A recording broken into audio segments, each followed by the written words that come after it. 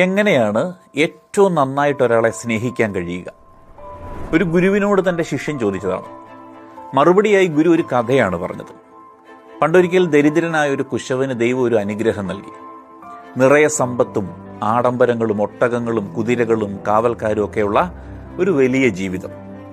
ദൈവം പറഞ്ഞു, 7 ദിവസങ്ങൾ ഈ ആഡംബരങ്ങളും ഈ സമ്പത്തും എല്ലാം നിന്റെയാണ്. അത് കഴിഞ്ഞാൽ ഇതെല്ലാം അപ്രത്യക്ഷമാകും. അങ്ങനെ ഈ കുശവൻ ഒരു പണക്കാരനായിട്ട് ഇങ്ങനെ ജീവിച്ചു തുടങ്ങുകയാണ്. പക്ഷെ കൃത്യം 7 ദിവസങ്ങൾ കഴിഞ്ഞപ്പോൾ എല്ലാം അപ്രത്യക്ഷമായി.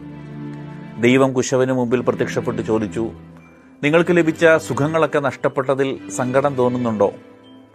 അയാൾ മറുപടി പറഞ്ഞു, ഒരിക്കലുമില്ല.